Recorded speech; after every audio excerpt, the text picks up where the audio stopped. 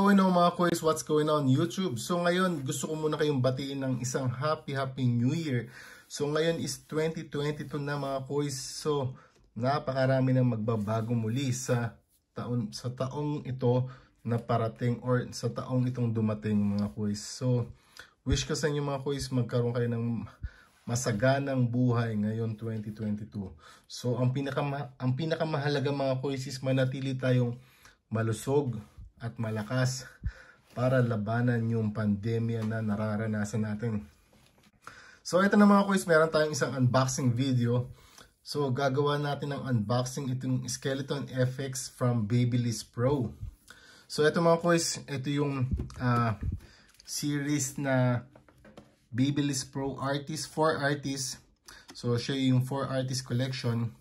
So yung model niya is FX 7870RE. Ibig sabihin kulay red.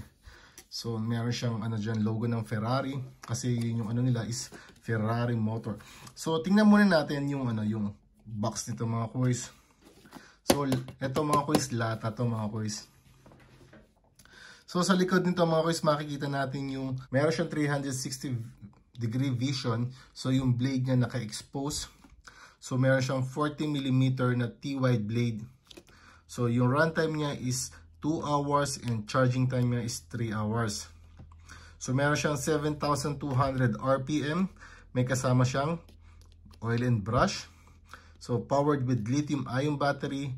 And meron siyang guarantee na 1 year plus 1 year warranty. So dito sa Europe mga kois, so maabot ng 2 years yung warranty ng Babyliss. So napakasulit bumili ng Babyliss with or kahit anumang mga kois, napakasulit bumili ng mga gamit kung meron siyang 2 years warranty. So sa baba niya makikita niyo mga kois, meron siyang electronic digital motor. Ayan. So ito yung packaging niya mga kois. So try natin slide. Alisin natin ito mga kois. Slide natin pataas. Ayan. So kung makita nyo mga kois, yung harapan niya, yung design niya. So kitang-kita nyo agad sa packaging pa lang. Napakasulit, napakasolid. So Babyliss Pro Ferrari designed engine. Okay. So ito nga pala yung specs niya mga kois. So yung mga Babyliss is lahat is made in China mga kois. Para alam nyo. So this is actually European version. Merong magkaiba yung European version tsaka American version kung makikita nyo. So ito yung European version na ipapakita ko sa inyo. So malamang yung mga nakita nyo sa sa YouTube sa mga ibang nag-unbox is US version. So merong halos parehas lang mga kois, meron lang konting pagkakaiba. So buksan na natin.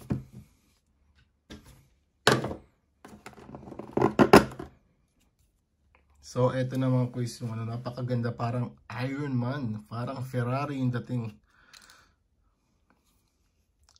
So, gaya ng US version, meron siyang hook sa ilalim. So, yung charging port niya.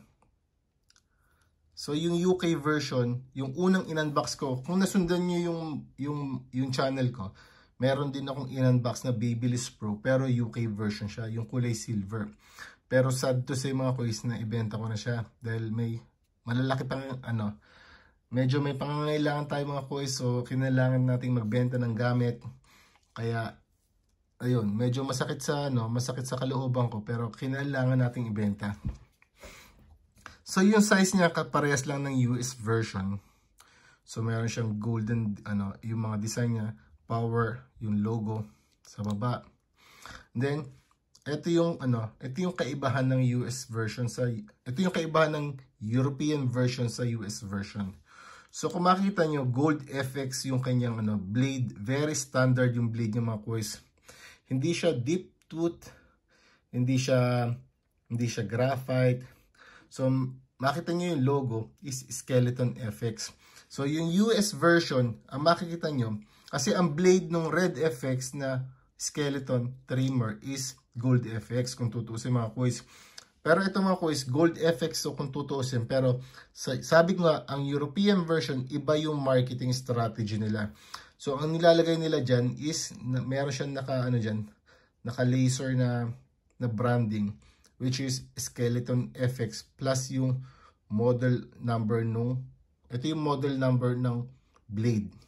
So yung nakita nyo kanina, ito is model number ng trimmer. Pero kapag naghanap kayo ng replacement is nakalagay dyan FX707ZE. So yan yung model number ng blade. So kung gusto niyo ganito, yun yung makikita nyo hahanapin nyo yung model number na ganito, which is skeleton FX. So lahat ng lumabas ng actually sa US yung 4 artists may iba-ibang kulay yan, may black, may iba-iba. Pero iba-iba rin yung blade nila. Pero itong RedFx is naka-skeleton FX lang siya. So ito na yung niya, yung trimmer niya, napaka-solid, napakaganda. Meron din akong red clipper kaso nabenta ko na eh. Valve natin ako. Kasi binenta ko rin yung red na Babyliss clipper ko. Kasi nga ginusto natin bumili ng bisikleta noon.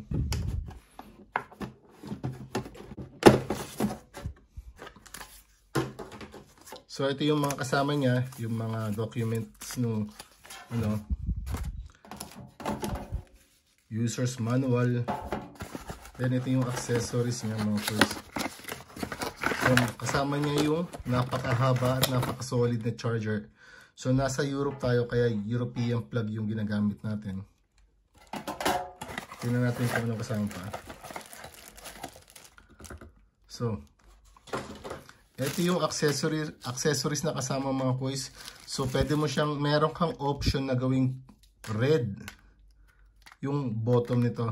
So pwede niyang palitan yan. So pero hindi niyo naman papalitan yung power button. Ito lang pang ilalim. Pero mas prefer ko yung gold red, mas maganda. Tapos meron siyang yung cover.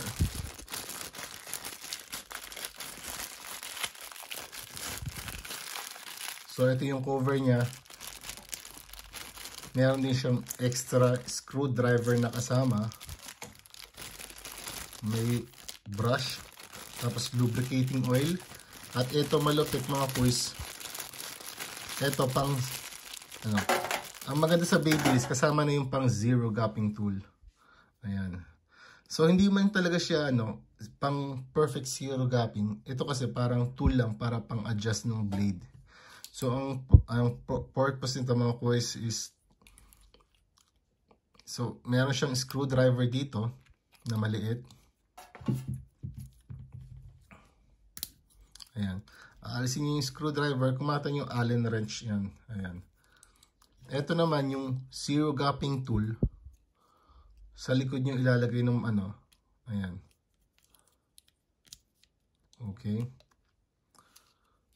Then ang dyan kasi paano mo isi-zero gap to? Luluwagan mo yung yung tornilyo dyan sa gilid. And then ipupush mo lang to sa ipupush mo lang pataas. Pero kailangan meron kang ipapantay mo yung So ito ipupush mo lang to para mag-move. So ang nag-move dito mga boys is yung cutter blade. So tataas pag maluag na yan, yung cutter blade mag-adjust yan pataas. Okay. So kung makita niyo yung gap niyan, ito yung standard gap niya. Hindi ko pa ginagalaw yan. Okay. So para sa akin, okay na tong gap na to. Hindi ko nagagalawin. So ito mga boys, napakadaling i-zero gap, mas madaling makita. Hindi tulad ng ibang blade na parehas na silver. Kasi ito yung outer blade niya is gold, tapos yung inner blade niya is black. So mas madali yung makikita yung contrast nung kapag nag-zero gap kayo. So pero dito mag-stay na ako sa gap na to. Ito yung manufacturers gap nila. Ayan. So makita nyo, pwede pa tayong mag-adjust. Pero siguro hindi ko na munang i-adjust to. Susubukan ko muna. Kasi ayoko na sobrang malapit mga boys, kasi masyadong aggressive masyado kapag sobrang malapit. Pero kilala naman natin na ang Babyliss is sobrang haters na mga boys na trimmer. So pagdating ng So after ng unboxing na yan, susubukan ko yan. So pag may mga nagkaroon tayo ng mga kaibigan dumating dito sa bahay, then ipapakita ko sa inyo kung gaano ka solid nung Babyliss. Kasi marami na ako nakikita sa Pilipinas na gumagamit ng Babyliss. So kalimitan marami nang gagaling sa US. Pero yung presyo naman nila mga kuys, 8,000 hanggang 10,000. Pero ito talaga secret to mga kuys. Ang bili ko dyan kasi may discount ako nakakuha ko ng discount. So umabot lang siya halos ng nasa 6,000 pesos lang yung pagkakabili ko dyan kasi may discount ako nakuha. Pero ang standard price niyan talaga mga kuys is naglalaro sa so around 7,000. Ayan.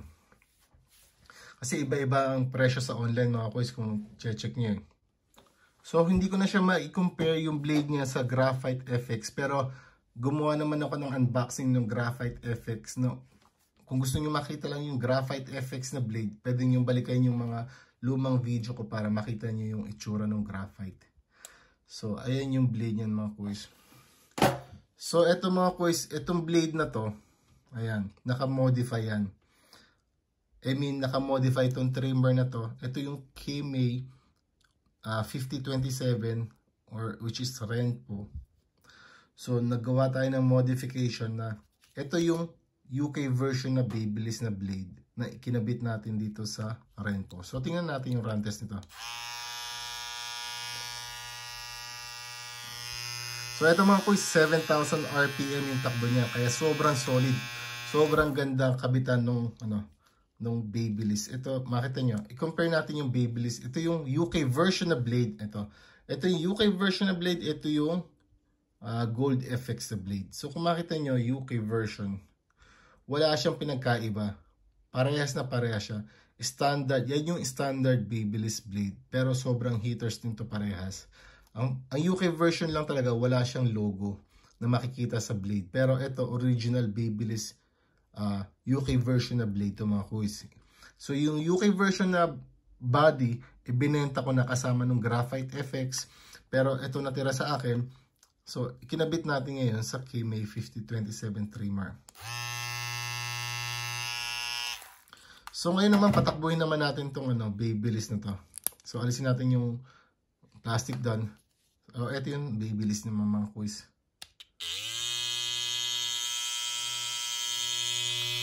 Diba? Sobrang solid mga kuys. Sobrang tahimik. So manufacturer's rating nito mga kuys is 7,200.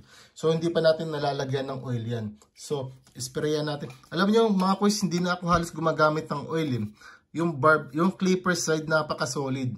At saka sobrang talaga magbabago yung takbo ng clipper mo pag ginamitan mo ng clipper side. Saka kasi sobrang dulas ng clipper side mga kuys. Hindi ko na halos kasi yung clipper side kasi mga kuys 5-in-1 yung clipper side. So meron siyang nagdi-disinfect, naglu-lubricate, clean, cools, and anti-rust. So hindi ko na kailangan mag-oil kasi naglu-lubricate na yung sobrang dulas pa kapag gumamit ng clipper side mga kuys. Ito, nalagyan ko na siya ng clipper side.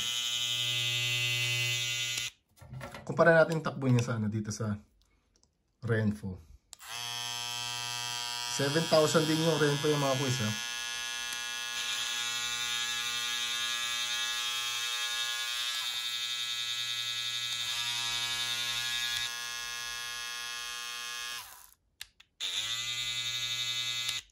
Kung makita nyo yung Babyliss, parang may delay kapag binuksan nyo. Para i-on ko yan. So hindi agad siya automatic nag-i-start kasi yung motor niya is brushless mga kuys. Yan yung mga ng brushless.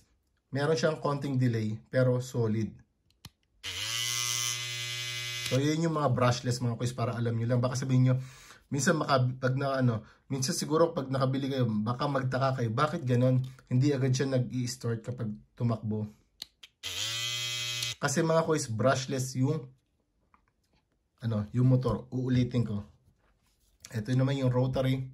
Pag pinindot ko siya mga kuys, automatic tumatakbo agad siya. Kasi ito may brush yung motor niya in compare dun sa Babyliss which is brushless. So sana mga kuys, alam ko marami na maraming nag-i-interesan yung bumili ng Babyliss. So kung meron kayong kamag-anak sa Europe, mga kuys, talagang mas yun nga lang talaga, sa Europe, standard yung blade, yeah? Pero mas mura kumpara sa US na bumili sa Europe kumpara sa US. So ito yung unboxing video, sana nagustuhan nyo. Abangan nyo mga kuys yung yung testing natin yan sa susunod nating vlog. So muli, gusto ko kayong batiin ng Happy New Year. Sana manatili tayong malusog at malakas para labanan yung pandemya. Again, Sampits the Happy Barber signing out. God bless.